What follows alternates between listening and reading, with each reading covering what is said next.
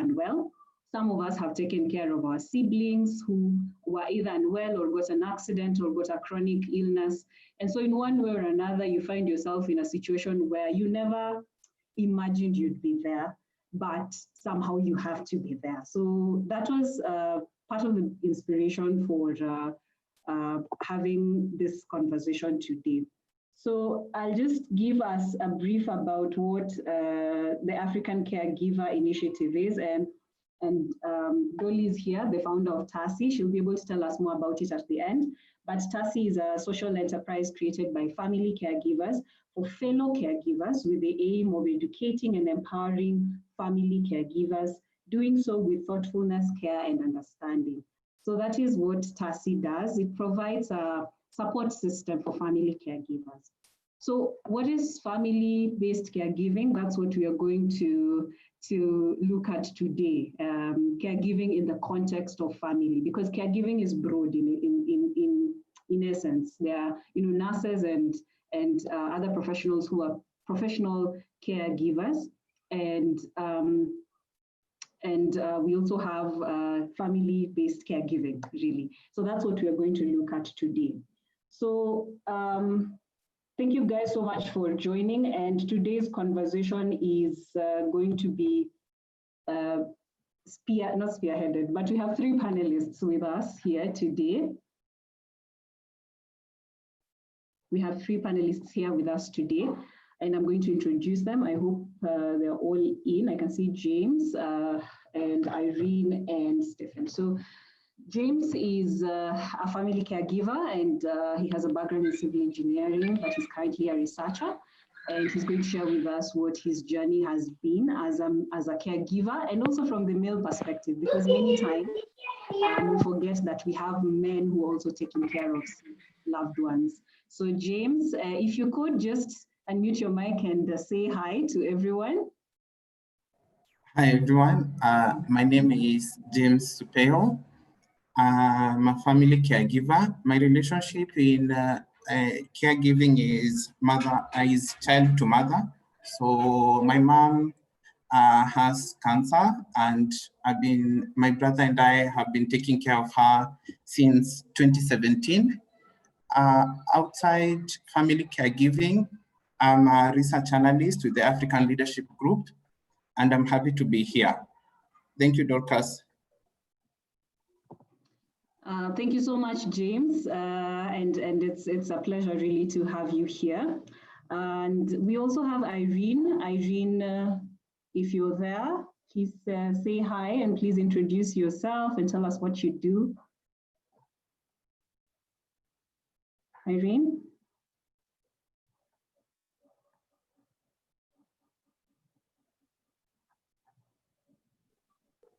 Irene, hello. Your mic is muted. Okay, I'm Irene Apula. I'm a student from Kumbala University. Irene, kindly unmute your mic. Irene Munene. Irene Munene, yes. Sorry. Okay. Thank you, Irene Nafula. I don't know if Irene Jockey, if you can hear us.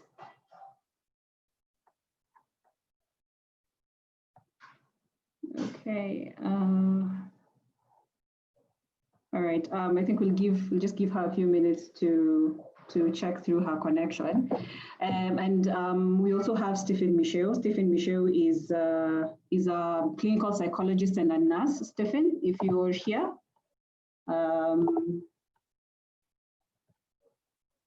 Okay, I think he will join us in a few minutes. So once again, for those of us who are joining us, Unspoken Chronicles is a forum that seeks to create a support system for people on various conversations, on various topics, on various issues that affect our lives, and that's why we are here. So I'm just going to start with James as we wait for Irene and Stephen to sort out their internet. And James, maybe you can tell us how you've introduced yourself and probably just tell us how did you find yourself as a caregiver? We can start from there. So for me, it was a bit, I would say it was more of a surprise, because at that time I was still at the university, and it was the last semester. And I didn't know that my mom was sick. So I was sitting for my final examinations. And when I would call home, everything seemed to be okay. And once we completed the studies and I went home, that's when I found things are not the same. So our home is in Loitoktok, which is outside Nairobi. And I was told, you just drop a light at Nairobi first, and then come to a certain place, and then there's something we want to talk about. So that was my brother who was telling me. And so when I went, it was at Menelik Hospital, which is along Ngong Road. So when I went there, that's when I saw my mom being placed on a wheelchair, which was unusual. And that's when I asked my brother what happened, and he told me he was misdiagnosed and treated for the wrong disease, which ended up destroying her nerves from the waist downwards. So she could not walk anymore. And now that's where it started now taking care of her, because by that time it had happened around 2 months ago. So it was something that had been there for a while. So that's when the caregiving started, because now I was the one who was more flexible with regards to time, because now I've just completed campus. I don't even have a job. And because my brother was working, and then the relatives also have ABCD to do at work and at home. So that's where for me it started. And it was not easy, because I needed to come to terms with what had happened, because before everything was okay, but now you see someone, she cannot walk, she's going for physiotherapy to be able to regain the ability to walk again. And then you also find the damage that was done, there are some other side effects that are there.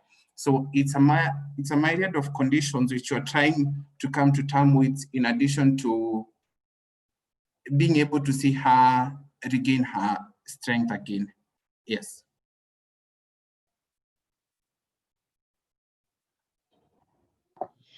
Thank you so much, James, for sharing how you started your journey as a caregiver. And I believe for many caregivers, that's how it starts. You never really see it coming, and somehow you find yourself and you have to adjust.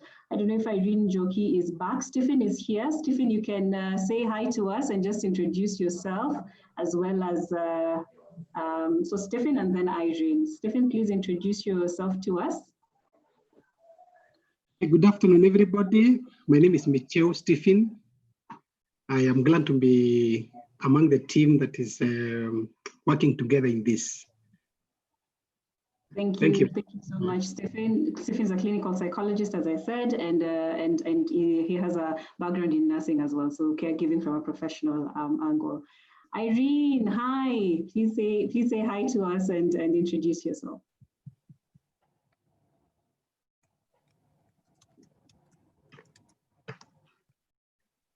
Irene? Hello. Hi, we can hear you now. Hi, Polini. I am Irene. Sorry, I am Irene Monene, a family caregiver and a student, a third-year student at Kenyatta University. I study performing arts. Awesome, study performing arts. So Irene, I'd just like to shoot the same question to you that James was answering. How did you find yourself as a caregiver, and how long have you been a caregiver? So maybe you can just tell us that where your journey started from. Really. I found myself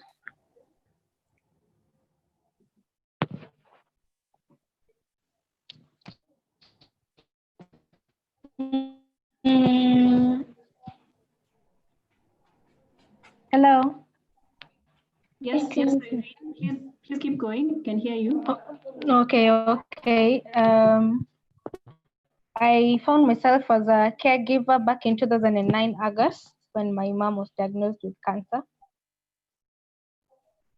And later on, around 2016, when my dad was diagnosed with diabetes. So So yeah, I am a family caregiver. Basically, I take care of both parents. One is cancerous, one is diabetic.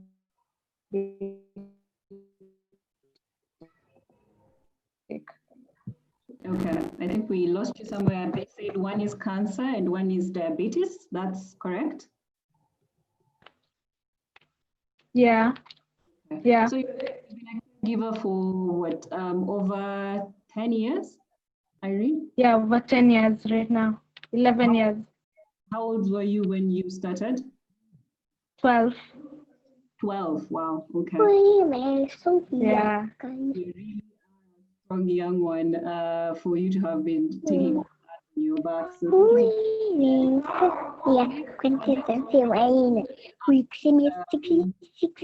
could just I'd like to Okay. ask, Stephen, maybe you can define to us what family caregiving is, because that's what our focus is today, family-based caregiving, or home-based caregiving in your profession, in your line of profession.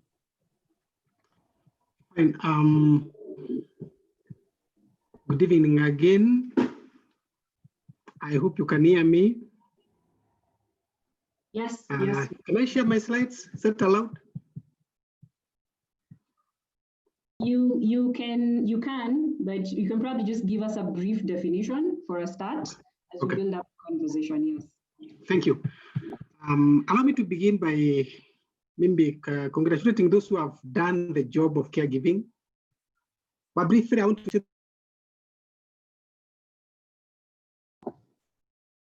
Stephen, you muted your mic. sorry, no, mine is not muted. I'm told I'm muted by the host. Okay. Can you hear me now? Yes, we can. Thank you. I actually wanted to show some figurative description and say that caregiving is when a member of what we call a person's social network helps with activities. Sorry, a bit.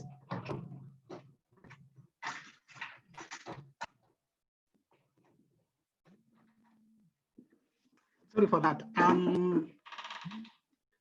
think it's where a member of a person's social network who helps a family member or that one in a social network with activities of living. This may be paid or not paid. It may be formal or informal. Therefore, and it is in a number of conditions commonly used to address impairments related to sometimes old age, sometimes disabilities, sometimes diseases, or mental health disorders. Basically, that's what I can define a caregiver. That is a social person. That means he must be related to all, must be involved by a relative to take care of somebody with the conditions that are mentioned below. And in terms or issues of payment comes in if it's sometimes somebody from outside, or sometimes can be like one of the first speaker who was speaking, I don't know the first because I'm come a bit late, was saying was called to take care of his parents. Basically, that's what I can describe a caregiver. I don't know whether I should continue or you wanted just that for now. Yeah, for now just that we'll do. And so I'll just like to take it back to James again and Irene. In your own experience, how do you define caregiving in your own experience? Like the one way somebody asks you, you're a caregiver, what does that mean? How do you define it? James? For me, I would say in one word, I would describe caregiving as love. And this is because I will describe it from two perspectives. While we were at the hospital and when we went back home, because you find this, let's say, for the case of my mother, at the hospital, yes, you have the doctors, you have the nurses, but you as a family member, you're the one who knows the person better. because sometimes I will go there. Yes, they've been doing ABCD, but when you look at her condition, she tells you, please do this. Maybe she wants you to turn her. And maybe I will describe this situation. There was a time she was in a coma for 2 weeks. And at that time, I would go there and you would find, yes, the nurses did turn her maybe from one side to the other, and they tell you we do this for 6 hours. But then I noted that her fingers were a bit stiff. And it's because she's now, it's the mind is the one which is, it's like it has switched off, but the body is still growing, there's still some movement going on. But since she can't be able to perform that task because the mind is not active, you would find the fingers, it's something like there was some growth going on. So there was some like disformation that was happening. But then when you talk to the nurses, they tell you, we can't be, she's not the only patient. So they have other people to attend to.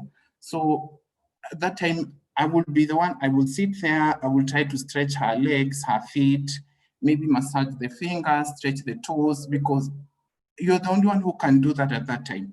No one will help you do that. You're the only one who is able to do it at that time.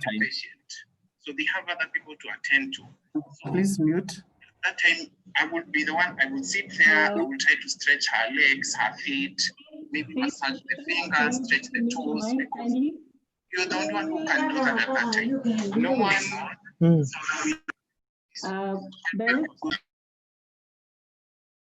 All right.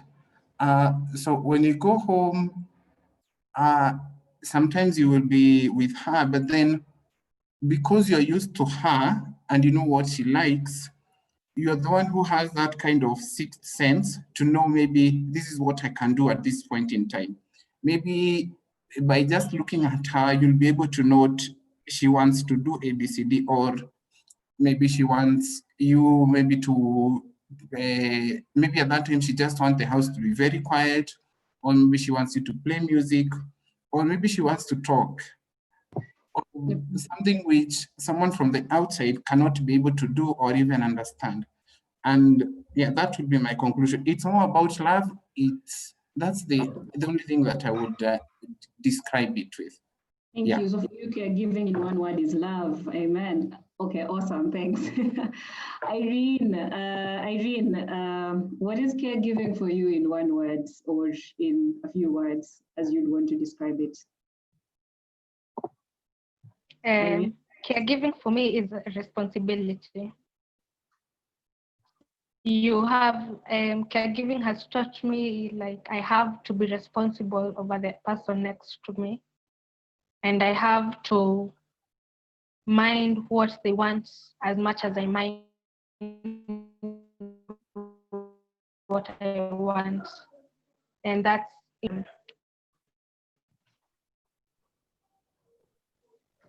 Okay, thank you, Irene. For you, in one word, caregiving is responsibility. So I'd like love and responsibility. Yeah. Thank you, Dolly, for noting them on the chat box. Thank you so much. And please feel free, if there are any caregivers or friends and family of caregivers or people, or if you have been a caregiver before, please feel free to tell us on the chat box in one word, what is caregiving for you, or what it means for you, how you define it. So I'd like to go back again to James and Irene and find out for you guys, what does a day in your life look like? Very briefly, you can just walk us through what a typical day looks like. Then we can go to what your good days look like, and what difficult days. And I can see Mary saying caregiving for her is sacrifice. Thank you, Mary. Millicent says kindness, amazing, and it is true. Every one of these words just describes caregiving in one way or another. So as you're continuing to post what caregiving means to you, James and Irene, please take us through what your day looks like as a caregiver. So James, you can go first. So my day as a caregiver, I will describe it in two ways, at the hospital and at home, because for my situation was a mix of the two.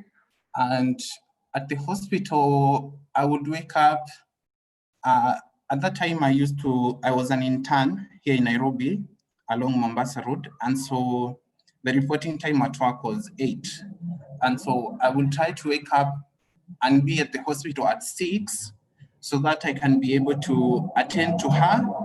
And also if there are any formalities that needed to be worked on, especially on the diagnosis side, I have signed those documents because at that time, it was a private hospital, and for almost before they do anything to her, they needed it to be signed. So I would wake up and make sure that I'm at the hospital at 6. At that time, I would see the nurse in charge. I would sign the documents that were needed to be signed for any procedures that had to be done. And then I would talk to my mom. That now will depend on the nature, because it was a mix of 2 before she went into a coma, and when she was in the coma, it was a different scenario. And then we will talk for about 30 minutes and I would leave. Then I would come back in the evening at around 6 also, and then go through her file. If there's something that needed to be signed, I will sign, and then we will talk again. And at that time now, she would tell me if she needs something, and we would close the day that way. At home, it was a little bit different in that now at home, I would wake up at around 7. I prepare tea for her because for her, she prefers tea.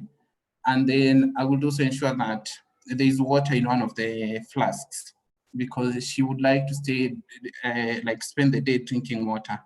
And then I would go to the living room. There's a seat that she always liked to sit on because of the condition. I would ensure that it's well arranged and aligned in terms of the back, how she wanted she would want some extra pillows.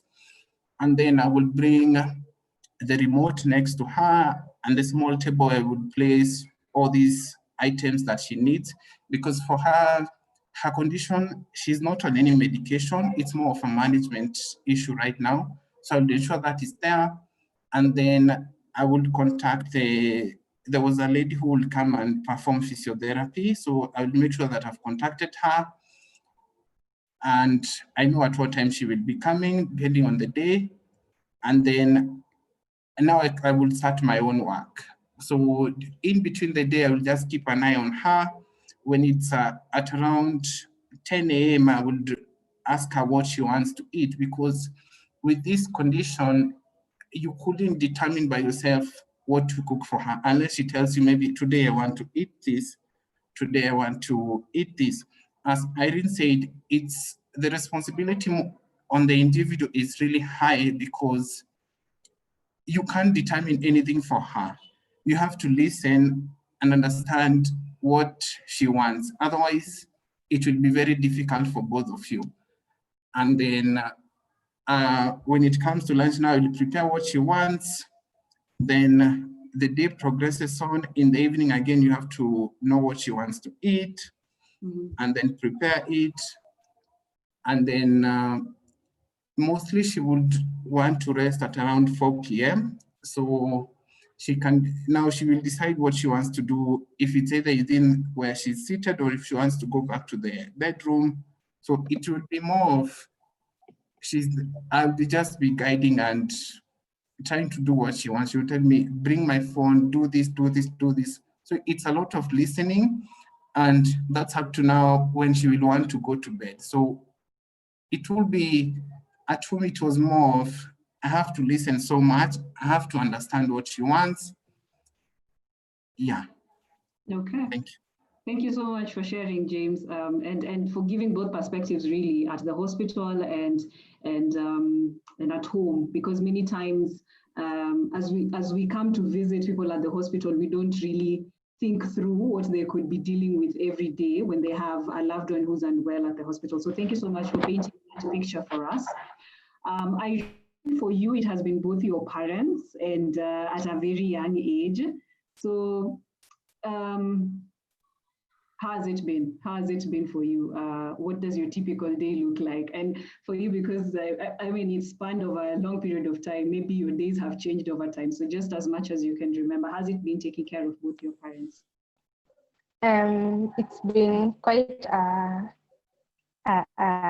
heartful journey, and it's the best responsibility I got.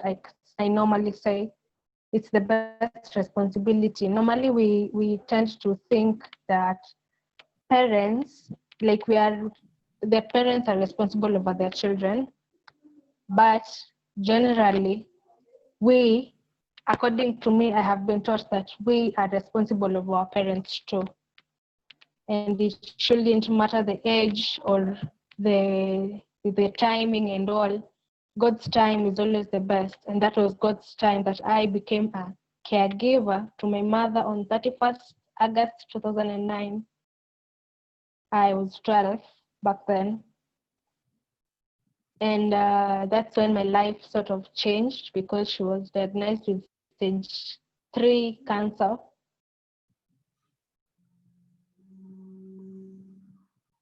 And I was a class 6 pupil.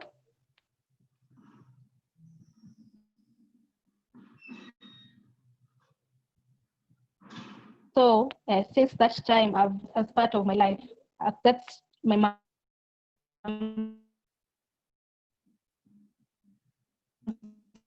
side, and my dad was diagnosed with 2015-16 there.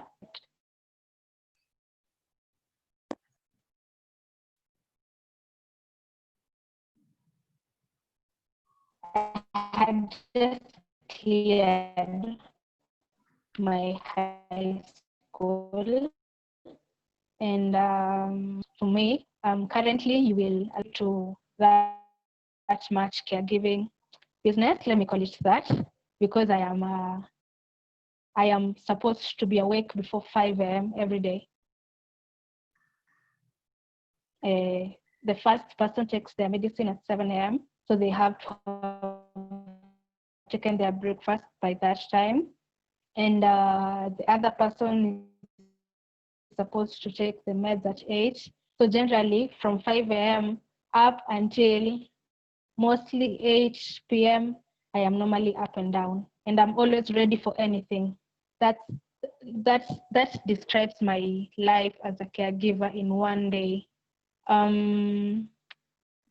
It's quite difficult to deal with 2 people because you have to be very, very delicate and careful with one person who has cancer, and she still battles high blood pressure, and she got a stroke back in 2009, 2010 there. She had a stroke. So mentally she's frustrated and she's not well. I have to deal with that every day. And I have to deal again with a diabetic person. Whenever the sugar levels rise, anakuwa na tempers sana. So you have to understand that. And in my day, I balance my emotions through prayers, and I work towards my responsibilities. Thank you. I hope I have answered you.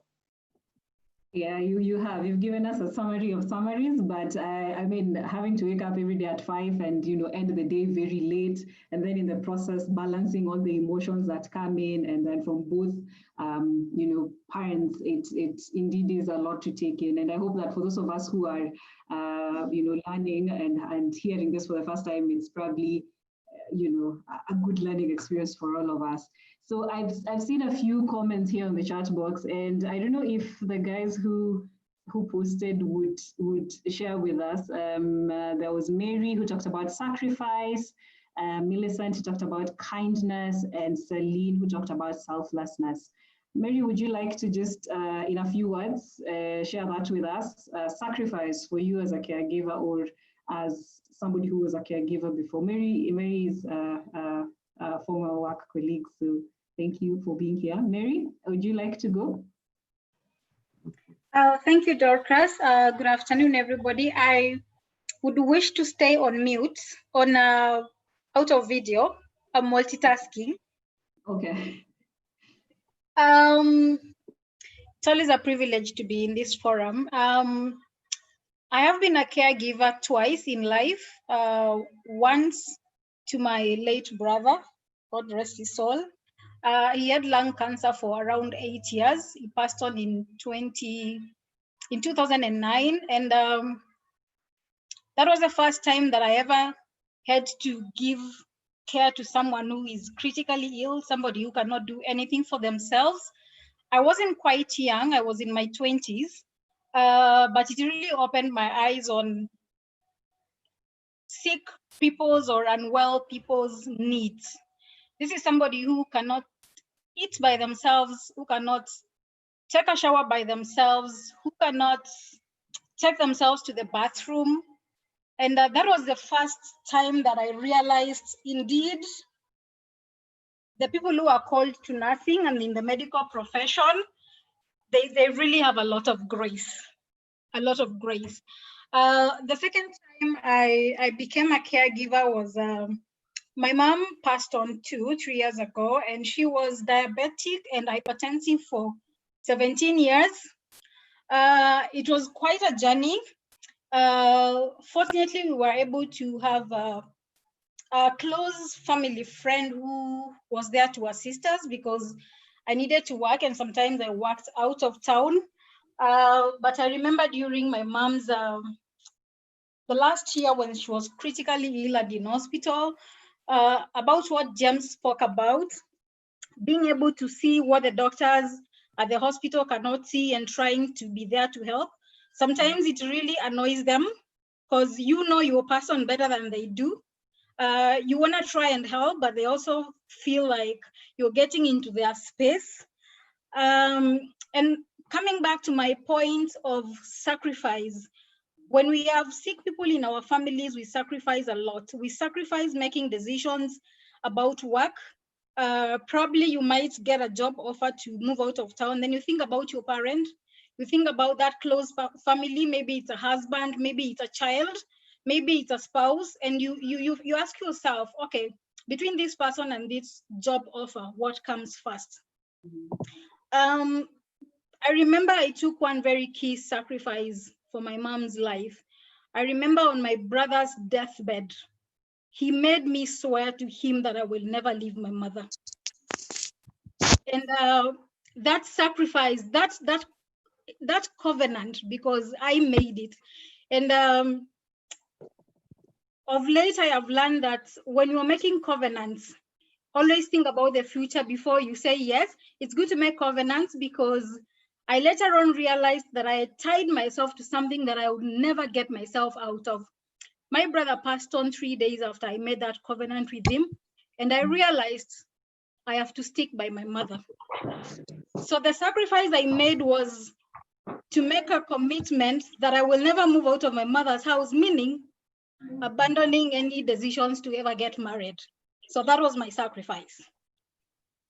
So it was a quite interesting journey.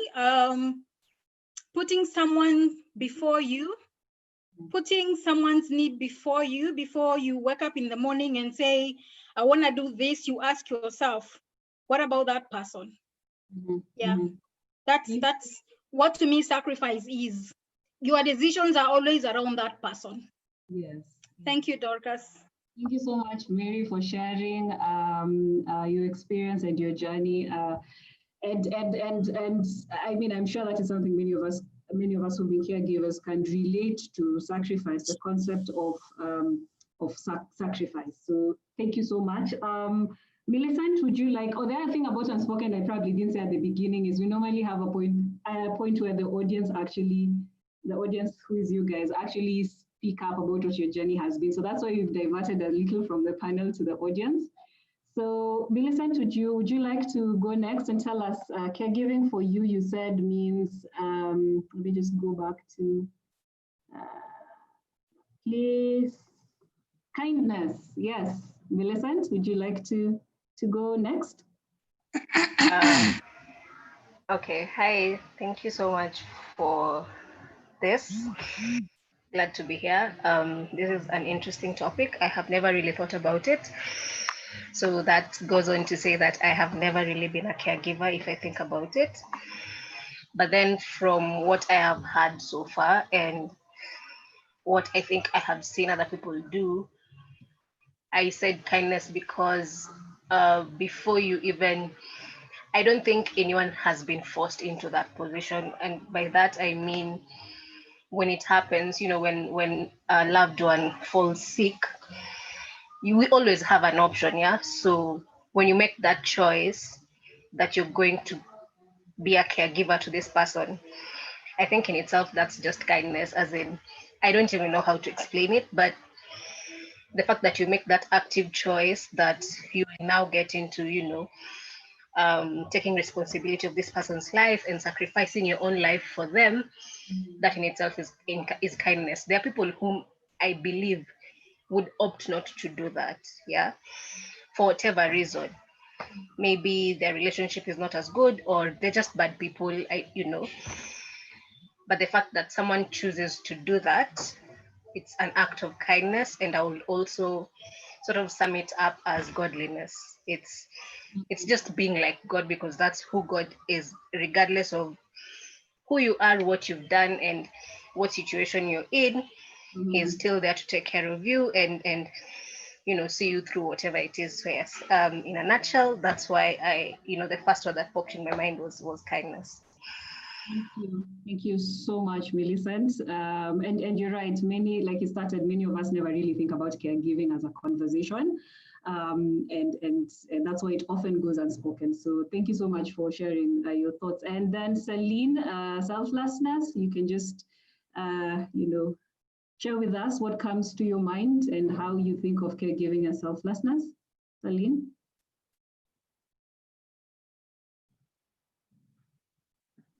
I hope she's still on the call. Okay, probably not. All right. So and in case you would like to share any thoughts, please feel free to just raise your hand or comment on the chat box, and then we will be able to give you an opportunity too. So I'd like to go back to James, Stephen, and Irene, and I'd like us to talk about the emotions and the struggles that you go through as a caregiver. So James and Irene will tell us from their experience and their journey that they have had so far. What are some of the struggles? What are some of those emotions you deal with every day? What are some of those difficult moments you deal with every day? What does it look like? And then Stephen is going to feed in line also with your mental well-being. So you can also give light to that, how it affects you and how just how it affects you up to that point, and then we will move to how to deal with that, or how you have dealt with it. So I think I'd like to start with Irene. Yes.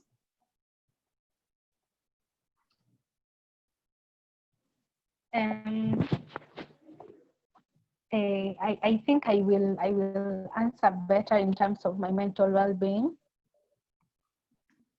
It has cost, like caregiving has cost. Let me not say it has cost, but it came with a battle of mental health wellness to me, and mostly it's because of the traumatic experiences I had. The first one was in 2010, I think, when my mom had got a stroke and she went in a coma with only me in the house, and I couldn't reach out to anyone. So the stroke took her down, and that was the first traumatic experience I had.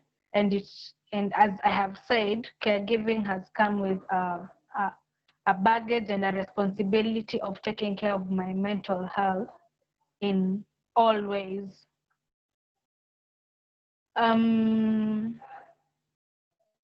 I bet that's the much I can say for now. All right, Irene, if you remember any other thing, you can feel free to add.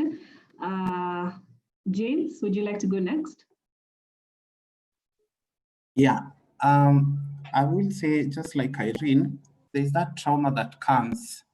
And for me, it was after seeing her now being on the wheelchair, when I asked my brother what happened.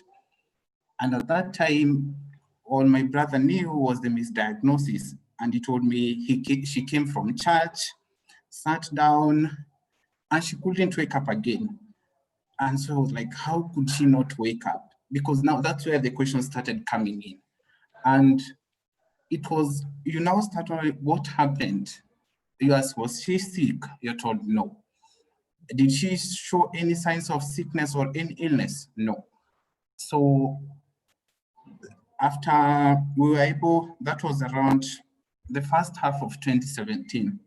And the doctors were able to fix the misdiagnosis, and she was able now to regain her walking ability slowly.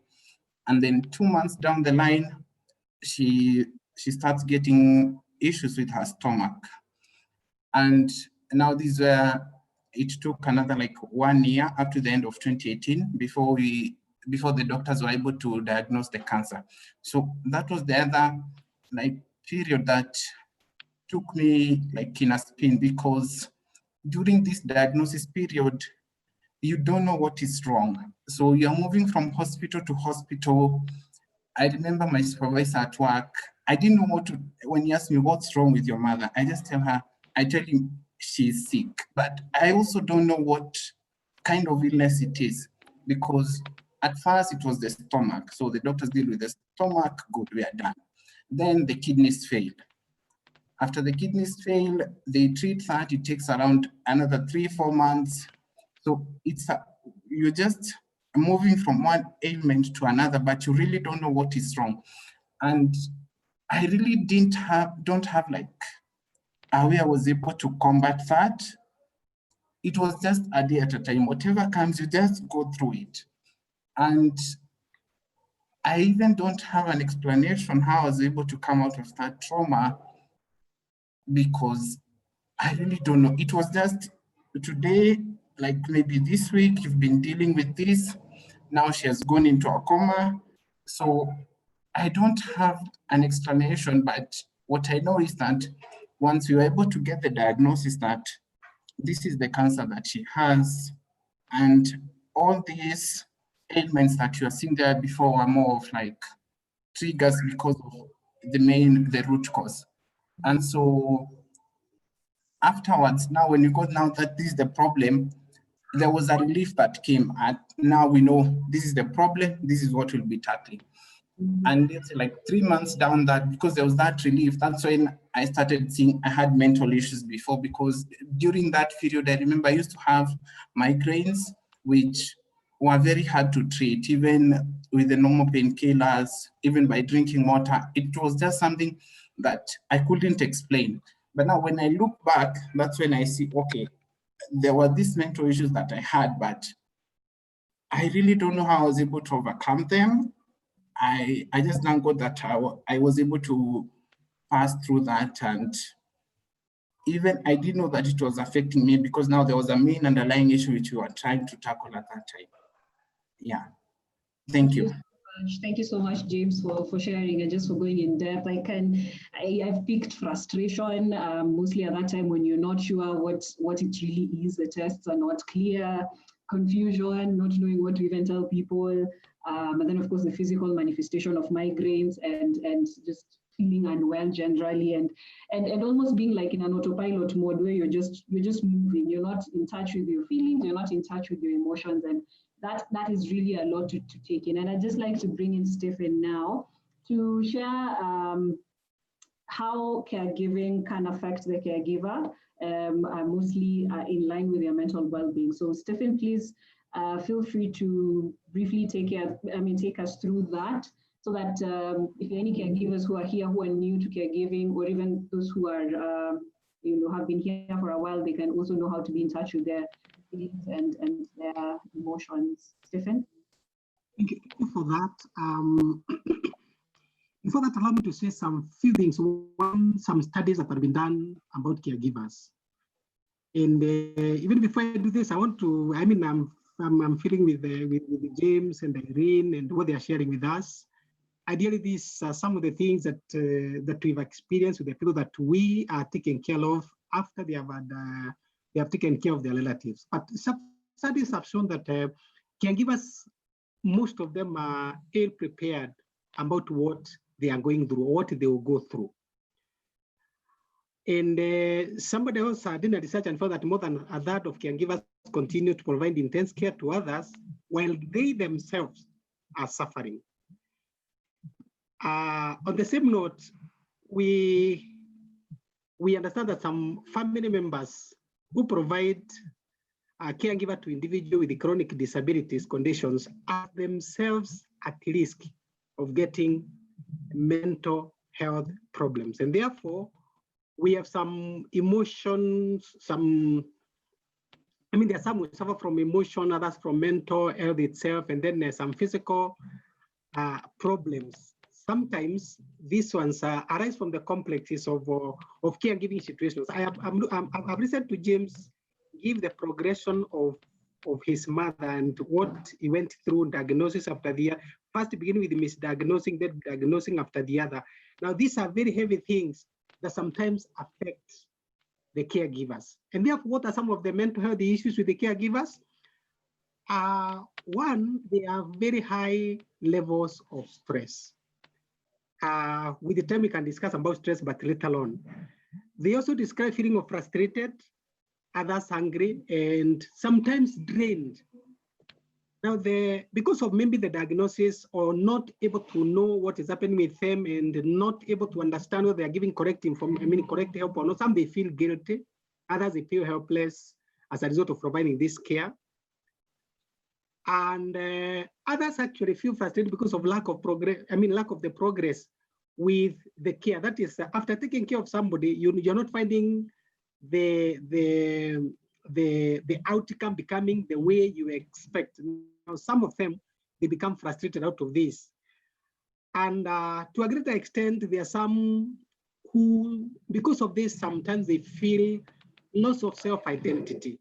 Their self-esteem levels go down. And remember, they are taking care of the sick people. They are what we call constant worry. They are wondering what next. While others feel uncertain, or they have uncertainties because of what they are going through and what they are seeing around them. Still, at the mental health issues, we have some who have what we call less self-acceptance, and they feel like they are not effective in whatever they are doing. And therefore, it happens also in their life that they feel that they have less control over their own life because they are seeing the progression and what is happening. So some, they feel, they cannot control their lives. Now, because of this, we have some who feel exhausted. And sometimes when they go to bed, they are not able to sleep well because of the responsibilities. They are wondering, what could I have done or what did I do right? Now, they take a lot of time to think of what they are going through, and this one affects their mental capacity. Caregivers who experience, who are taking care of patients who have chronic ailment, sometimes they themselves get greater risk for cognition decline. That is cognition decline. Sometimes they have short loss of memory. Sometimes their attention becomes a problem. Sometimes their IQ may go down, while others on the same note have higher levels of depression, symptoms, and mental health problems unlike those who are not taking care. So those are some of the things that I can pick from what James and Irene are saying.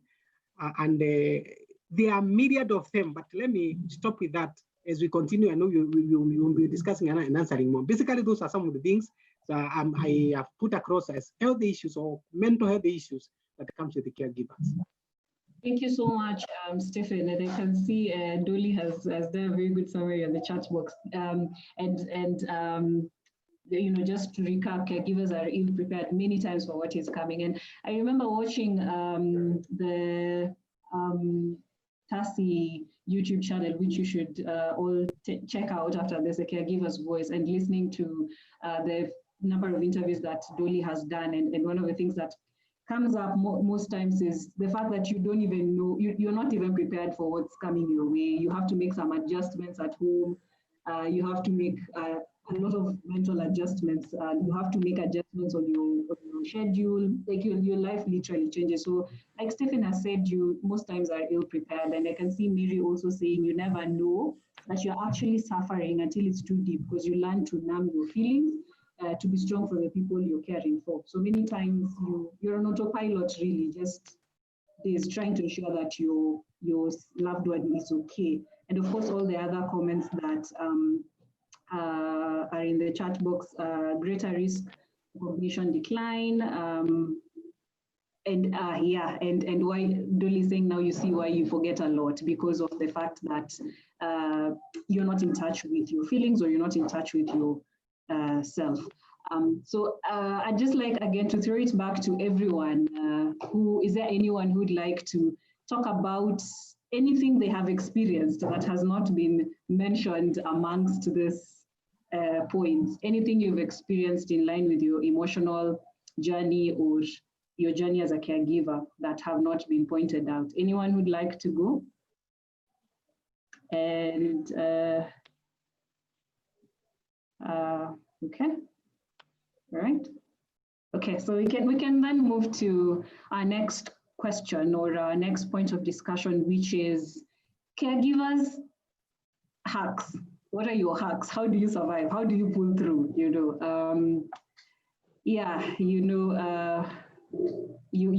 have to have something that you're hanging on to so that you're able to pull through.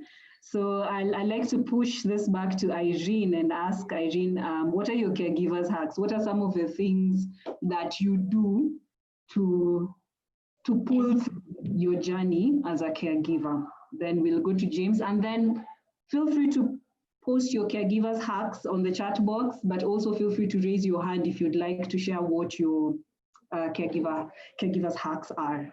So Irene, what are some of those things that you do that help you to pull through your journey as a caregiver? First of all, I pray a lot. So my number one hack is prayers,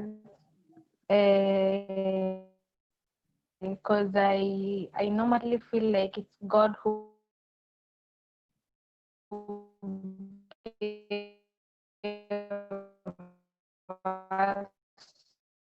cancer and diabetes, or whatever it is that is the high blood pressure and everything. God is the one who gave us, and I pray a lot. And my other hack is I write.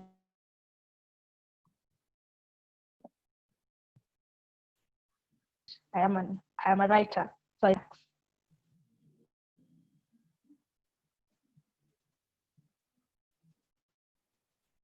okay. Irene, are you still there? She might be having some network problems. Oh, okay. Here. Irene, are you still there? You said praying and writing, yeah?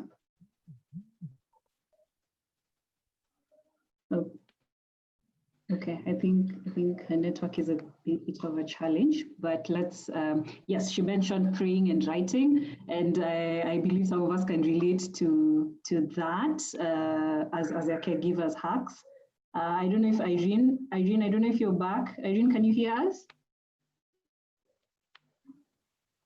yes, I can.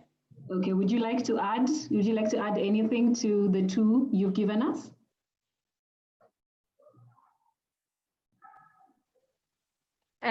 The other thing I normally do is I practice patience. Mm-hmm. I practice patience in terms of being patient with mom when she comes back from chemo, and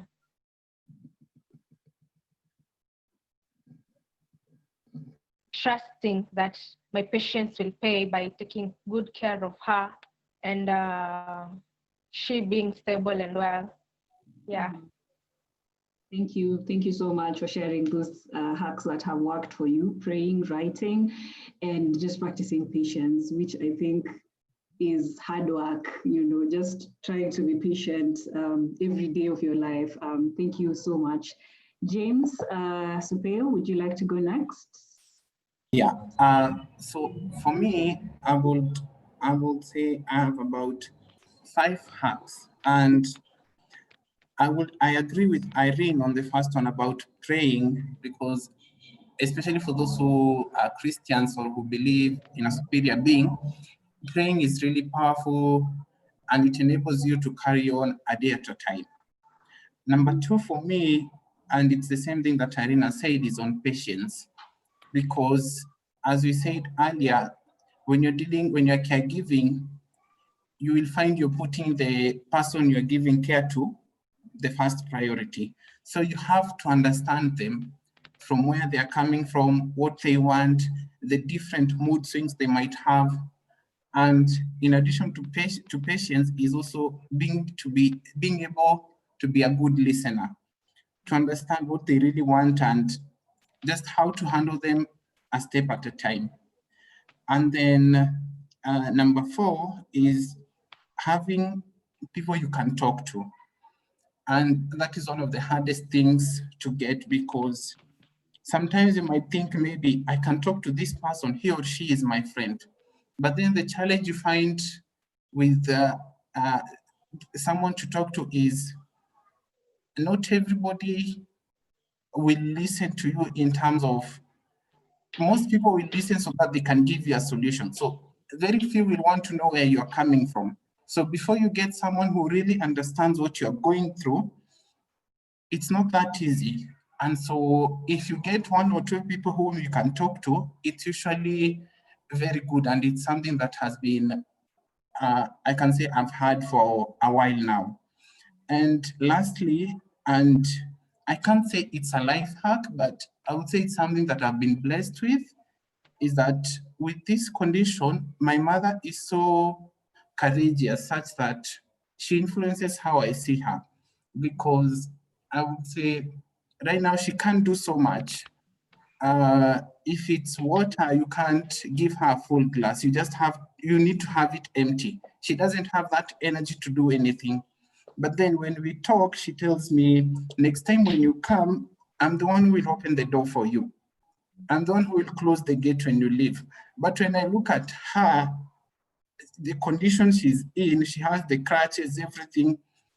But then that hope that she gives me keeps me going. That's why it helps me not to be worried so much, because when you're seated there and then she will tell me, you know what, this thing came suddenly and one day it will just leave. You just wait. I tell you, one day it will just leave. So it's something that I can't say it's a hack on my end, but it's something that I've been blessed with. And I'm really grateful for that, because it's one of the things that makes me not to be worried about her. Because if I feel worried about her, yet she's more confident than I am, then on my end, I need not to be worried. So those are the 5 hacks that I would say that would work. One is prayer, and then patience, listening, having a friend to talk to, and the other one, which is that I've said, it's coming from our end, which is a lot of hope. Yeah. Thank you. Thank you. I keep saying amen because amen, everything just feels like an amen moment. But thank you so much for sharing that, James, for the things that have worked for you. And I'm seeing Kim mentioning also, so just to reiterate, I mean, you've reiterated it, but listening, patience, praying, and finding somebody you can talk to, which I know can be really hard, seeing that it is a situation you are in every day of your life. So sometimes finding somebody to talk to every day, you may also, I realize many caregivers feel like they are probably burdening another person, but finding somebody who you can talk to, who will actually be there just to listen and to hold your hand is a great hack. I can see Kim saying, asking for assistance, ask for assistance, as even though it may be hard for someone to hold it down for a few hours, and do something for you. It could be visiting a friend, getting coffee or lunch. It gives you a sense of relief and you don't blow up, because caregiving takes a toll on you emotionally and even physically. So Kim is talking about his hack, which is sometimes asking somebody to just stand in for them for a few minutes.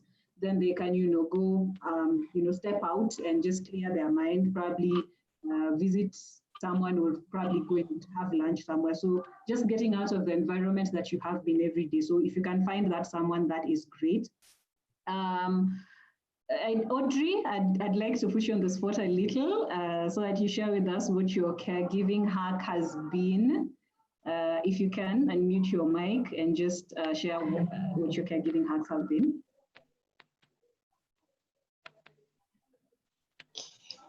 Hi everyone. My name is Audrey. Can you all hear me? Yes. Yes. Okay, so I would like to share my caregiving hacks. They're not so different from what everyone has said. Okay, so for me, what works? Yes, prayer, just being vulnerable to God and being vulnerable with God rather, and telling him exactly how you're feeling. You know, there are days you'll get tired and you know you cannot pour from an empty cup. So it is important to go back to the well of God and tell him to fill your cup so that you can be effective in what you're doing. And then also what has been said, talking to people. And I agree that, you know, at times, not everyone will understand what you're going through. But when you talk to someone who can relate like 100%, it is such a blessing to get someone who relates 100%. You know, there are days when you're frustrated, when you're angry, when maybe you have resentment. At times it's not your fault. These things just come.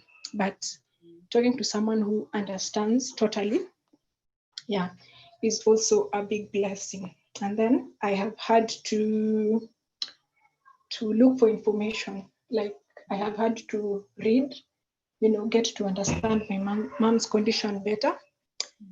And then also that YouTube channel, the Caregivers Voice, you know, just listening to other people's stories, getting to know what they do to help them through the process has helped me also. So listening to other people's stories, getting information, yeah, has also helped. And then, yeah, I agree with what Kim has said. For me, at times I take walks, you know, just to get out from that environment where you see your loved one, you know, unable to help themselves. So change of environment, yeah, once in a while.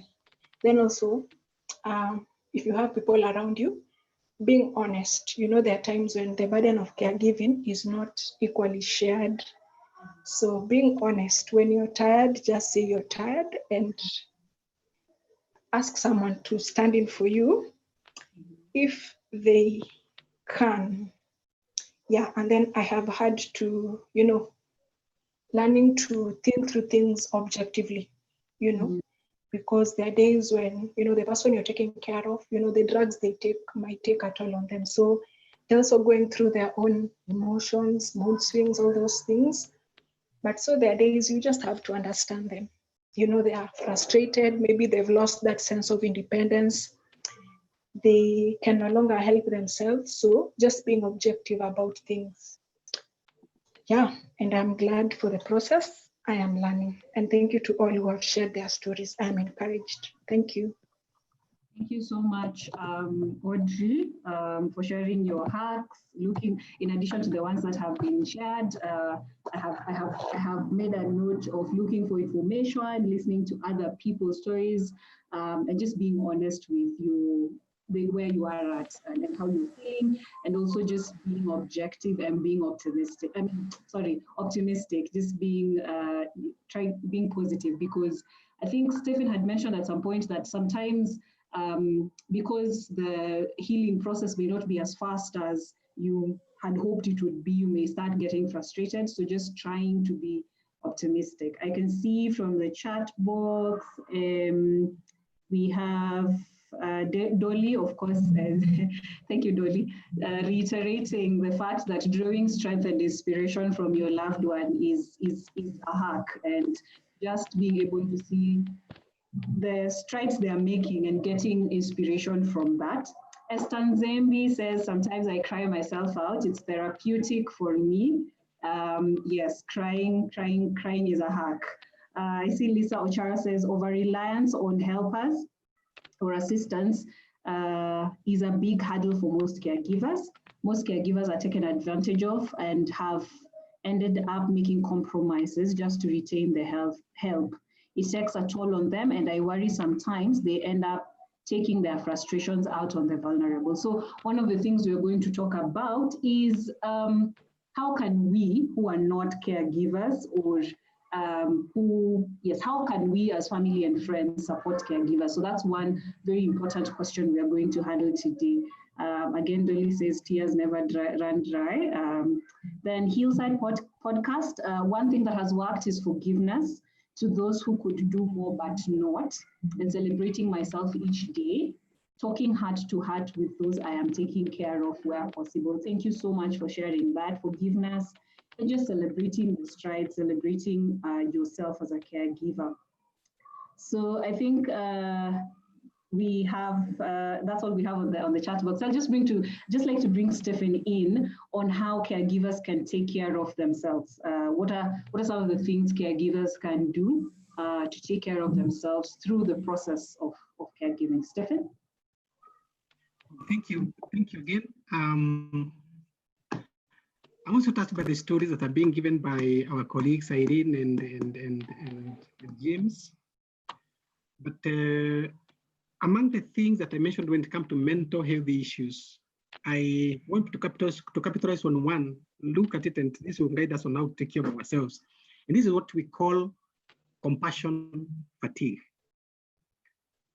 In compassion fatigue, there are some two sentiments were said by somebody. One is Remen, and he says that the expectation that we can be immersed in suffering and the loss daily and not to be touched by it is unrealistic, as expecting to be able to walk through water without getting wet. He said that in 1996. And then Figley says compassion fatigue has been described as the cost of caring for others in emotional pain.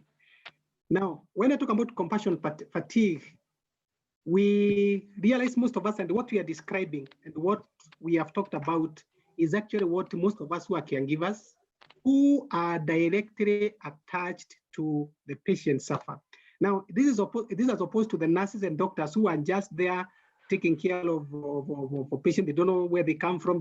Like James was saying, they do not know much about this client. Now, we who are relative to this person, we who have direct connect with them, we suffer what we call compassion fatigue. And just to describe it further, compassion fatigue is deep physical and emotional exhaustion. And sometimes we say that it brings about significant change in the helper's ability to feel empathy to their patients or to those that they are caring for or their loved ones. Compassion fatigue has what we call also marked increase in sometimes leaving our job. And this is what we find with some of us. If you are just employed and you're not a relative, you are employed and sometimes you're taking care. If you go through what James has gone through, most of the people just go away and they leave job and say enough is enough. Now, under compassion fatigue, still we are saying that there is a lot of enjoyment of the career and eventually can transform into depression. It is important for us to know this, that when someone takes care of a sick patient or a sick person, or a sick relative, as it goes down, this person may also be going down when it comes now to the mental health, and therefore may go into depression. And somebody else says that the most tricky, this is the most tricky aspect the most tricky aspect of compassion fatigue is that it attacks the empathy and the compassion for others. So that when you're taking care of your relative and you see them going down, likely it may be translated to your children, it may be translated to your husband, it may be translated to some other people around you, to your colleagues, to your workmates. And it is important for us to be careful about this. Now, kindly, can I talk about how to recognize that someone has compassion fatigue? Yes. Sometimes what we call difficult in concentration. Now, one of us, I don't remember the name, who has said sometimes you want to have some time and rest there. Now, when you go there, some of us, even when we leave that patient and we go to do some other things because there's somebody who has come to stand in, you realize what you're going to do, you're not able to do, you're not able to concentrate. Now, some of us, when we go to sleep, we have what we call intrusive images. Sometimes you just go to sleep. Slightly before you sleep, the vision, the illusion that come to your mind and just speaking of what you've been doing during the day. And even when you sleep, sometimes you have dreams of whether this patient sometimes going or dying. Sometimes you have the dreams of this person, becoming worse. At times you may have them, yes, becoming better, especially if you've done what Irene has actually spoken of, prayer and prayer and prayer. Now, how to recognize compassion fatigue? Sometimes you have hopelessness. Not only in this patient that's going now, you realize it transited into our own life, into our own things. And some of us, we have irritability. And as we come to a conclusion, I'm going to share something about how we can do our toolkit when it comes to self-care. So that now, from there, we have some people who delegate responsibility in very minor things. And I can give examples of some people who have come to us, and when we are talking to them, you realize one of the complaints with the husband is, my wife is not able to take care of the children, is not wiping poo-poo, is not able to, so they are wondering why. And when you take history, you realize they have been taking care of someone who has been sick for so long, without any help, without any break, and therefore it has transited to our own life.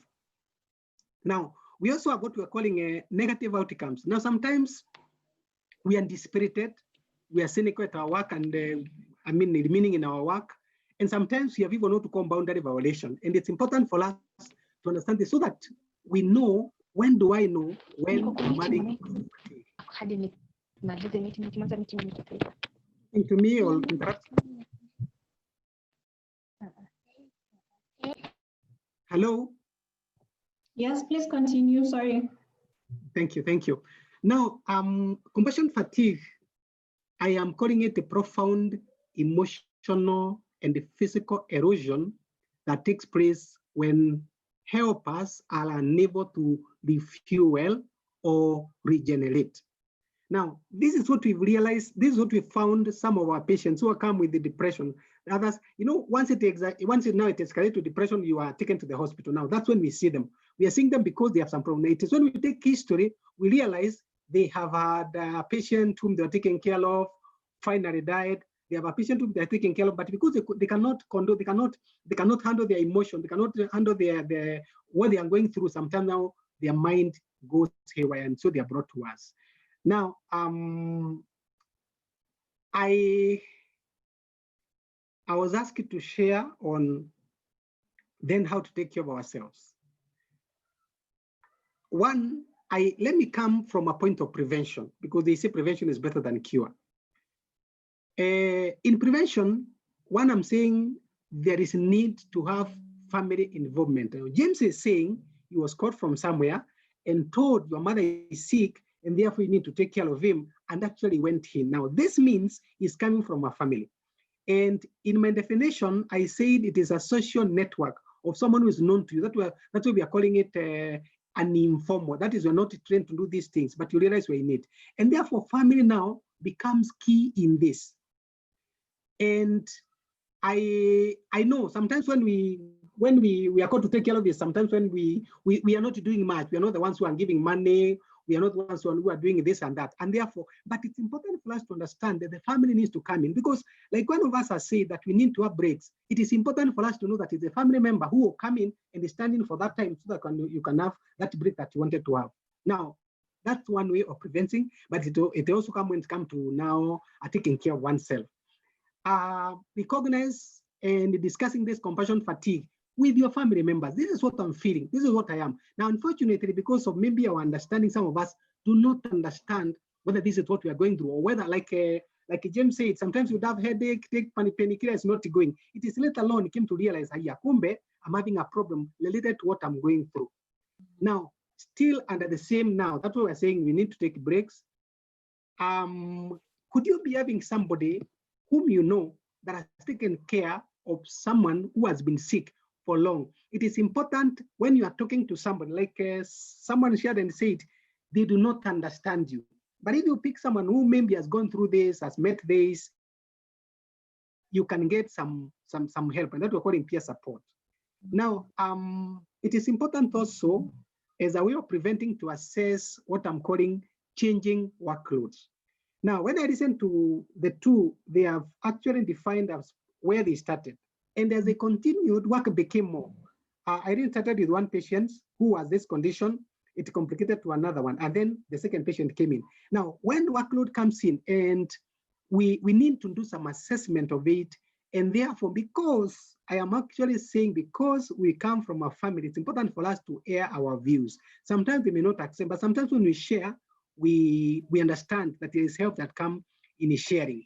And the last speaker has spoken about learning to know the condition of the patient is taken care of. This is very important because when you have information, they say education is power or information is power. It will help you to know what to do next. Now, if you do not know, you get confused on the way. Now, this one adds more to that compassion fatigue. You get more irritable because you don't know what to do. You have nobody to call. So it's important for us to get some update. Thank God for Mr. Ngugu these days. He's giving us some information, although we don't encourage when it comes to medical issues for us to go too much to Google because there are a lot of things that are being sent, that are being posted there that are not helpful to us. But it's important for you to know the condition. At least Irene knows when the blood sugar is high and the symptoms that are there. Now, because maybe to begin with, she had her father would not understand.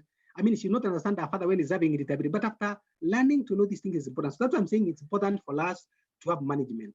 Now, let me come to self-care, which is now within you. Number one, it is important for us to understand that self-care is very key because some of the patients we are taking care of, it's a matter of time they are not with us, or they continue being with us, but then they continue adding more problems to us. I don't know who said and said there was this and then complicated to this. We understand some diseases are usually about to go complications. Those who have blood pressure, sometimes it can become a heart problem, it can become a kidney problem, and so the problem persists. What do we do in this case? It's important for us to understand that we need to live, because if we do not live, we will not be able to take care of them. If we do not have what we call self-care, we will not be able to take care of them because we may now go into depression. I'm talking about depression. Now, if you have been taking care of somebody and going to depression, now you are the person, you also need care, like that other person becomes a problem. Now, among them, I'm saying, among personal care, I'm saying take extra time out from that busy schedule and do some exercise, do some meditation, have some massage. Now, these three things are things that maybe when we have time next time, we can know how to do them. How much exercise do we do? You don't have to run through Kasarani or run from here to Nakuru and come back so that you have done exercises. There are some mild things that we need to do just to exercise our mind. Because when you exercise your mind, what happens is you're able to breathe well, you're able to get some good oxygen, you're able to have your mind rejuvenated, and therefore you go back to your work. Meditation is another thing that is very key, where you just sit down and listen to yourself and breathe in and breathe out. These are some of the techniques that we can teach our people as we continue, because I believe we'll have another session. So I will take some moment down to take each one and take them through this. You don't have to go to school to learn how to do breathing exercises. Meditation, sit down. Now, how do I do? Maybe I can mention this. Sometimes when I go to the bathroom in the morning, I put on a warm shower, and then I take some 5 minutes just of keeping quiet and listening to myself, listening to my heartbeat. Now, in normal circumstances, when you are running up and about, you may not feel how your heart is beating. But if you take some moment and decide to listen to yourself, you listen to how you're breathing, you can count your breath 1, 2, and 3, and 4. You can open that tap water and listen to your heartbeat. And you hear it pumping. It's not pumping too much, it's going slow as it is supposed to be. Then that one tells me you are in that state of meditation. And then if it is possible, have massage. Can you go out and have massage? These are some of the things that are being done today, although they are costly, but sometimes they help. Now, still under prevention. Maybe you can just summarize it. We're really out of time. So just a few more points, like maybe 2 or 3, and then we can move to the last. Sorry for that. One more point. Maybe I can say avoid unhealthy way of dealing with the stress. We have some people, and when we are dealing with those who have addiction in our mental health department, some of them are coming from, I am stressed because my mom is going through this. Now, some people go into smoking, others go into drinking, others have actually been addicted to gambling. And there are some who do, I don't want to call it an unnecessary shopping, but they just go shopping anyhow. Now, these are very important things for us to avoid, because once we go into them, we become worse and we are not able to help. Now, kindly, I wanted to put across what we're calling developing a toolkit for self-care, if I can be given a minute, and then from there, I end. Okay. From your side? A minute. Because after that, we're going to know how to take care of. 1 minute only. Okay. Summarize it. Now, it's important for you to understand what are warning signs. I like what Irene said, sometimes he writes, and I hope she's able to do what we call a journal. A journal is about yourself, that I'm taking care of this person for this long, about these problems. What are my warning signs that I'm stressed? If you're able to know that, you're able to negotiate through and you're able to come up well. I jump one. The second one is, what do I have control over? There's some things that you're not able to do, and sometimes we worry too much them. Or what are we not able to do? I mean, what are we able to do? You do it well. What are you not able to do? Now, when you journal some of these things, you're able to come out successfully in self-care. What are some of the relief strategies? I have listened to some of them say they take a bath, others they just sleep, others they pray. These are very key, and you need to understand what is it that helps you. Now, that's what I'm calling a toolkit for self-care. I think we leave it at that. Maybe we can ask some further questions, and then we will share more when time allows. But thank you so much. Thank you. Like we said at the beginning, today's conversation is just a start, and of course 2 hours is a very short time to be able to unpack everything. But thank you so much, Stephen, for sharing those pointers with us. I can see a lot of activity on the chat box, and Mary talking about it. It becomes complicated when you're the only one to do everything, so you don't have any other family member. And James adds to that by saying that, or when family members leave because of exhaustion. So, you know, when somebody becomes sick, probably the first few weeks, there are visitors, and there's a lot of, you know, there are a lot of people coming, and then with time, the number of visitors reduce, and then you remain all by yourself. So that's a struggle. But I believe Stephen addressed a few things on how to, you know, take care of yourself. Then there is also the concept of Joseph Marete, which is what we are going to next, that at times there are many family members who are well endowed, but they're not willing to participate in care or give their money, or they give their money and leave you alone, and it can be very disheartening. So the next question we are coming to is, how can we be there for caregivers? And that's what we're going to talk about, that it's not just about giving money, it's also about emotional support. And when you can, you should be able to support, caregivers in emotionally as well. Keshi Mukuya says, thank you for discussing fatigue. For me, I became irritant, distant, and started slipping into depression. What worked for me is I decided to take time out because I realized you cannot give that which you don't have, especially when you start running empty. So yes, it is truly very important for you to take time out to refill your cup so that you're able to offer support. So I like how Keshi says that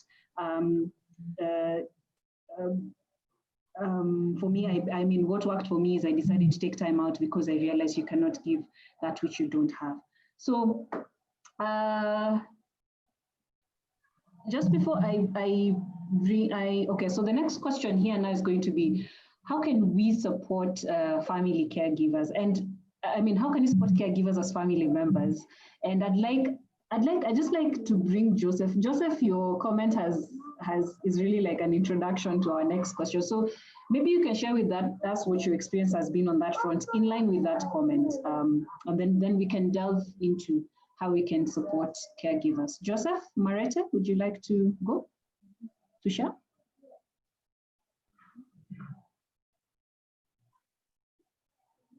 Joseph, your mic is muted. Thank you, Dorcas. I enjoyed the conversation late, but I really feel this is a great conversation. Most of us have been there, and I want to believe that this time most of us have either had a sick relative or a sick member of the family who needed support. Now, Dorcas, you are asking, how can we support the caregivers? I was yes. was drawing into your comment just so that you shed a few more light on what your experience has been. Yeah. Actually, I was saying that because that is an experience I've ever had personally, and where you realize is not that people don't have the resources, maybe not that they are not well able to support, but to realize that people can easily. I'll just say this, especially those people who are in the elder care system. Many times they've experienced that, where the relatives feel you're in the hospital, you can be able to handle that. And so one time I raised the question that you are raising, who takes care, who cares for the caregivers? And I realized many times we caregivers, healthcare workers are thought to be people who are hard-skinned, they have seen it all, and therefore they can handle it themselves. And that is not true. Apart from maybe direct care of the person who is unwell or the person that requires care, there's something that Michira has mentioned, Stephen has mentioned, that there is also the emotional support. At times you need just people to be around and to tell you are doing well, you have taken care of your brother, you are taking care of our mom, you are taking care of our dad, you are doing a good job. At times it is not the finances that you need. It is just knowing that there are people around you, people who are there to support and even to give you a morale. Actually, it's like in a football field. Even if the spectators never went, like now in these times that we are in, people are still playing football. But it becomes better football when there are spectators in the stadium and they cheer up the team. And therefore, at times, what you need is just to be cheered up. You need to be encouraged. You need to be told, no, you are doing your best. Not just to be left right there and people imagine that, this one has seen it all. This one can do it. And then, or they come in and give the negatives. This one has not been done. The other one was not been done. And they start questioning things which you did your best, but because you are not a super being, you cannot be able to reach out everything. And therefore, instead of them coming in to compliment, they come seeing what you have not been able to do. And therefore, what I'm saying, Dorcas, is that just you need maybe somebody to cheer you up and tell you, you're doing well, just continue. Our mom, our dad, our brother is, we understand the situation he is in, but we also can come in even for a week. We can come maybe 2 days in a week and be able to support and give the little care that can be able to give. Thank you, Dorcas. Thank you so much, Joseph. So appreciation and just cheerleading, literally just, you're doing well, and avoiding to pick out things that have not been done, or this hasn't been done, or you should have done this. So thank you so much, Joseph, for sharing. And I'd just like to bring back up. So again, as with the other questions, please feel free to post on the comment box how you would, if you're a caregiver, how you would want family and friends to support you. Feel free to post it on the chat box. And then as Irene and James share their thoughts and Stephen share their thoughts, we will be able to read out the comments. Then Beryl is also sharing feedback forms for the Unspoken Chronicles on a link that she has shared. Please feel free to click on it and give feedback. Then we have the African Caregiver link that has been sent out. Like I said, TACI is a support group. And so if you're a caregiver and you're looking for a place to find a support system, please click on the link so that you're able to register and so that you're able to find a new family of caregivers. So Irene, how can family and friends support caregivers? How can family and friends support caregivers?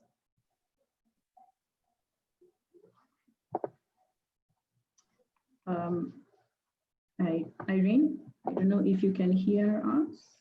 She's not back yet, so let James go. Right. James, maybe you can okay, you can share a few thoughts from what your journey has been. How can family and friends of caregivers support them through the journey? For me, I would say listening. And this is because, especially being a man, and you're trying to talk to someone about what you're going through, not like, let's say, most of the people I've tried to talk to, even within the family, they will tell you, "Hii ni kitu kidogo, itaisha," or maybe life inakuanga hivyo. So those comments, in no way, they do not relate with you in any way. They don't even try to meet you from what you're going through.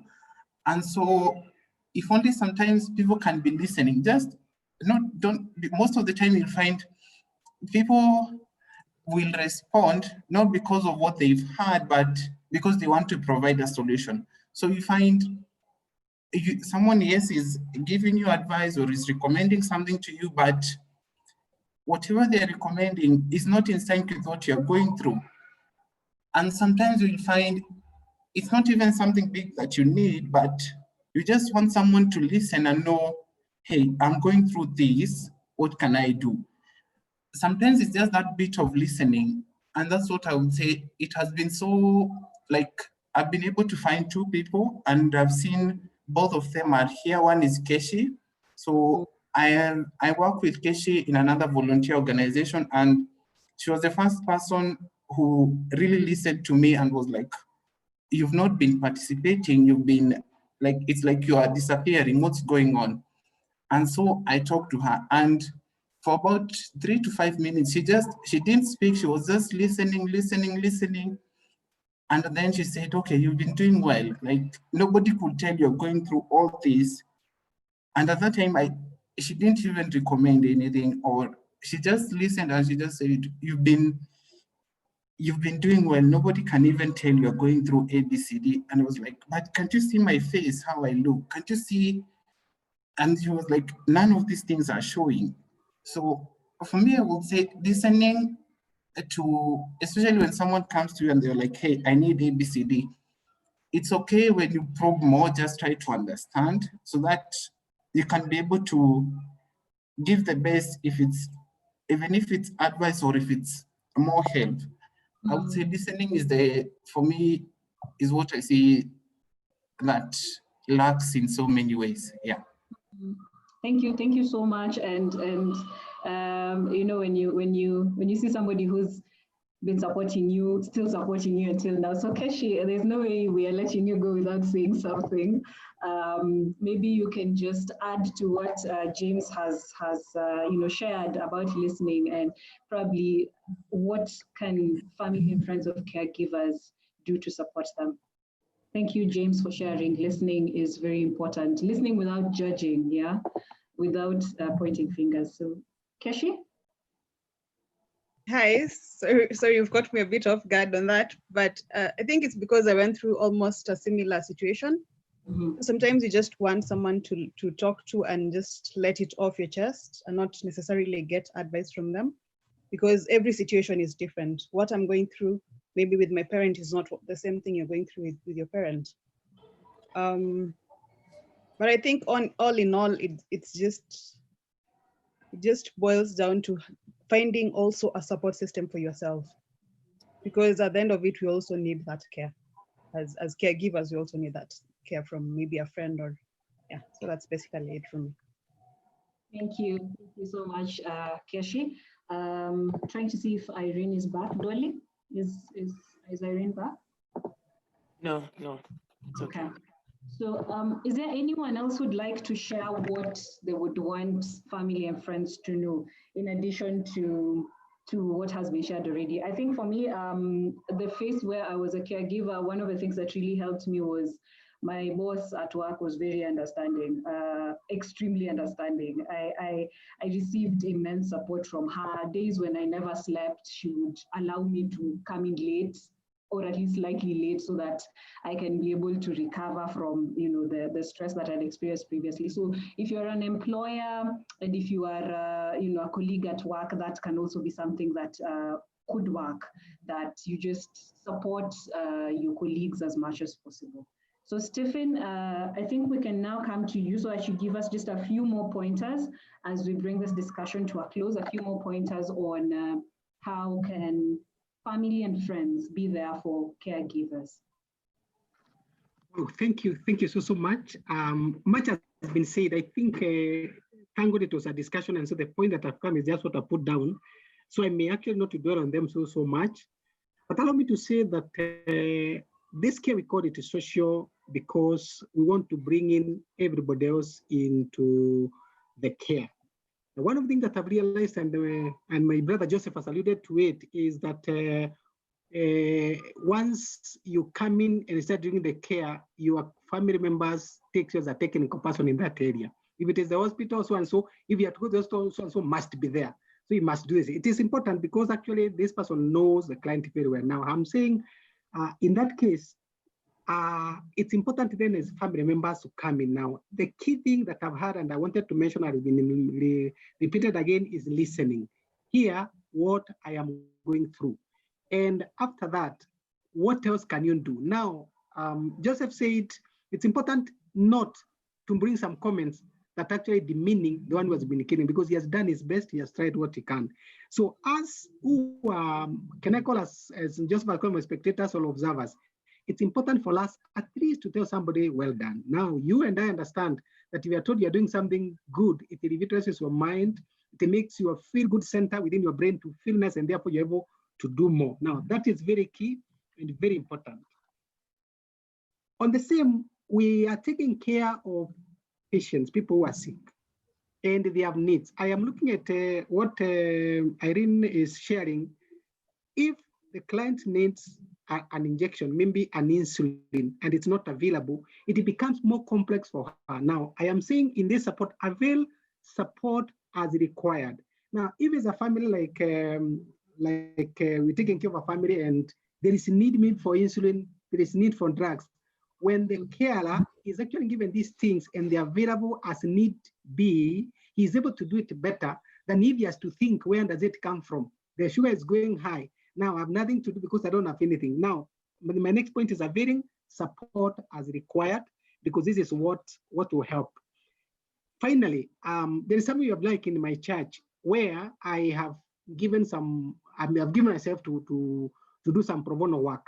Now, church, being a social being, and I want to believe all of us, or most of us may be coming from some churches. I have found myself giving help to the people in the church, just free. Okay, I'm a psychologist, I'm trained. I actually charge when I'm in my office, but when it comes to areas, when I come to the church, I've told them on Wednesdays, I'm available, I can be called, I can have some moments, or whoever has issues through my pastor can talk to me and we can organize how we take care now. My next point, or that's the point where I'm bringing and saying that it's important for us to seek professional help, especially if we feel that we are pressed like we are. And there are those pro bono, there are those areas in the churches where we can get some help, maybe from a pastor, if he's trained a counselor, or he can listen to us. This person who is sick has been a member of that church. We can go and talk to them. They can have some time to listen to us. Now, or if there is an extension like I do, I give myself a day where I'm able to do some counseling for the members of my church, free on the church compound. But if you come to my office, I ask for some few coins to assist me to pay the bills in the office. So basically, those are some of the things that we needed to understand together with all what has been said, so that we can help those who are helping to care. Availing knowledge if it's possible, because I know some of you, some of them, when the patient is having those issues, we don't understand. And like one of us says, get knowledge. It's important also for us to desire to know. When you go to see the doctor, because some of these patients we are thinking about the doctor, desire to know more. What else can I do? When I listened to one of them, he was actually a physiotherapist because he was trying to sit in the fingers. He is a doctor giving medication. Now, with all these things, you need some knowledge of some kind so that you can know what you need to do. I think I ended to that so that I give back to the moderator. Thank you so much, Stephen. I really like the last point, just availing your expertise and your professional help. And if any one of us is in that field, that's actually a good thing to do, because sometimes people are not sure where to start from. So thank you so much, Stephen, for sharing, and James. I would like to just read one comment that has come in from Emma. She says, I took care of my grandma for about a month. It wasn't easy. Just a word to caregivers, whatever caregivers are doing is a noble cause, and keep up the good work. and appreciation goes a long way. So in many ways, let's try to appreciate the caregivers around us. Let's visit with them when we can. Let's call them and check on them and just have a good laugh over the phone. Let's encourage them when we can. Let's surprise them with cake at their doorstep. For those of us who are gifted in baking, when you can. It's the little things really that you do that make a difference. So thank you so much, James. Thank you so much, Irene. Thank you so much, Stephen, and thank you so much to everyone who has participated in this conversation. I don't know if there are any questions. I can't see, the chat box seems to be clear, but remember please to give your feedback on this conversation. And I'd like to now bring in Dolly to tell us about TACI, because one of the things we hope is going to happen by the end of this conversation is if you're a caregiver, you'll be able to know where to just get a support system and where to get a new family to help you through the journey. So before I bring Dolly in, I just quickly read this poem to all the caregivers and all everyone who's going through this journey. And it says, "Dearest caregiver, what a miracle you do, what a role your life's work plays. In difficulty, you have courage and a smiling face each day. For being there when others can't, you're showing heaven's love. Thank you for the caring, it comes from God above. Thanks for trust and gentleness, for assurance and compassion, which is rare. The world would be lost without you, dear giver of love and care." So to all caregivers, you guys are doing an amazing job, and we celebrate you today, just the same way we've been celebrating our doctors during this period of COVID. Today, for this Unspoken session, we celebrate you guys for the amazing job that you're doing, and it is not in vain. Your labor is not in vain at all. I see Sarah Gitao saying, "Blessings to all caregivers in this platform. We are all special human beings." So once again, special thanks to James, to Stephen, and to Irene for sharing and being real with us and just being authentic. So I'm going to hand it over to Dolly Michira to tell us about TACI, and then she'll also just close it for us with a word of prayer as we bring this to a close.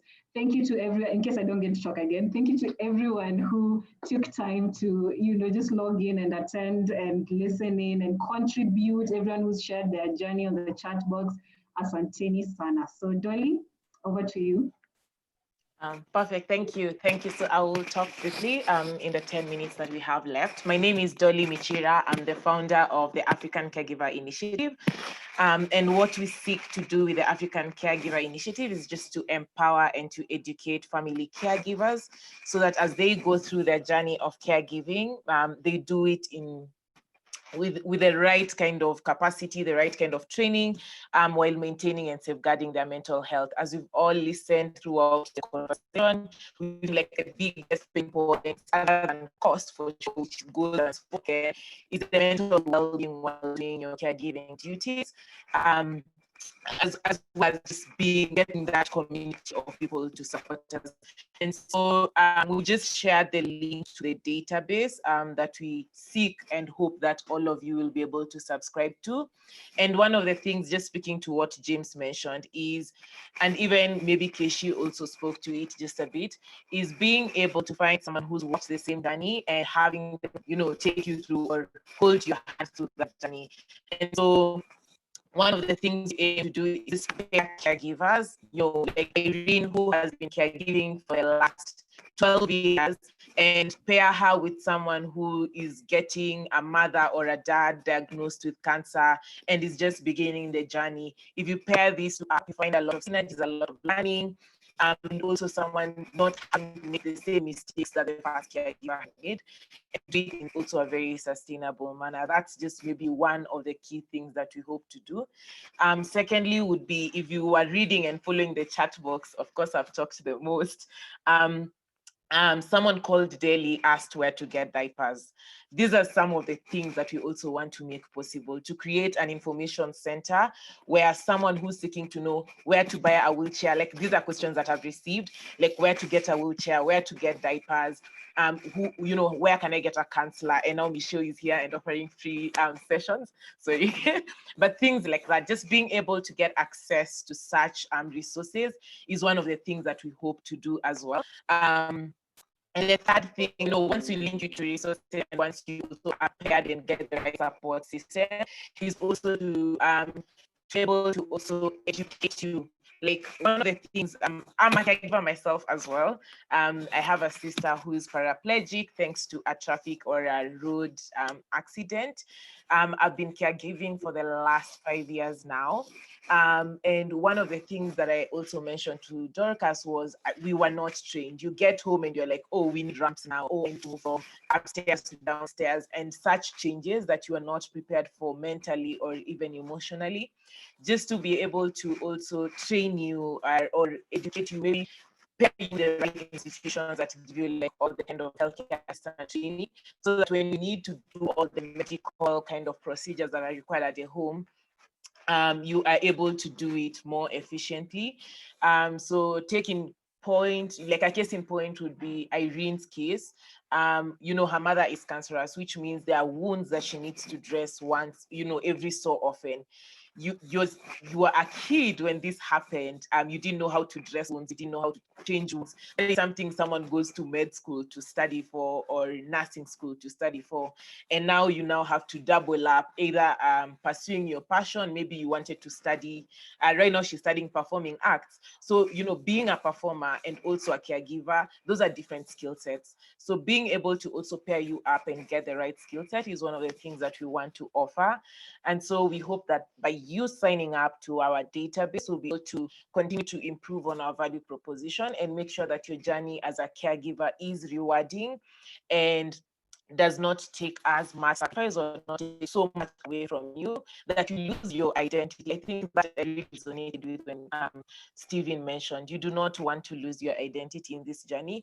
You want to also remain truly authentic and give to the world that which you were put in this world to do, as well as also be a great caregiver and, get pleasure from that experience as well, because it is a gift to take care of the same people that love us the most on earth. And so I will stop at that, and I hope that that kind of gives you a feel for what we are aiming for. And I think the other last thing that I would love to mention is, as I can't emphasize enough what Dorcas said, that this is just the beginning of a conversation. We couldn't unpack caregiving in just one chat. And so we hope that we can have a series of similar ones and hope we can be able to tailor them to exactly what each of us needs. Other than that, I would love to wish each and every one of you a really beautiful caregiving journey. I hope that you find love. I hope that you find strength, even as you give care to your loved ones. And most importantly, I hope that God is with you in that journey, because alone we cannot do it. So thank you, Dorcas, for posting the poem there. I also really wanted it. I will end this with a word of prayer just now, and then we can all leave, and hopefully we can have this conversation yet again. So wherever we are, please let's humble ourselves as we pray. Dear Lord, our Father, our friend, our neighbor, our lover, our everything on this earth, we thank you so much for affording us this session, for affording us this platform to just voice out all that we go through as caregivers, to even just have that conversation with our friends also who are not caregiving, but there to learn how they can also lean in and support us. We thank you for giving us the first of the sessions to follow. And we pray that, Lord, you may be our primary help, our support, our pillar of strength, even as we go down this road and down this journey. Thank you so much for your support so far. And thank you for all the provision that you've made along this journey. We do not take it for granted. And we are so grateful for that, dear Lord. We thank you so much for everyone who was able to just set the time aside to join us in this session. For the caregivers who had to maybe do everything in the morning hours, so they could just 3 hours this evening, knowing how demanding the task could be. We are grateful for that.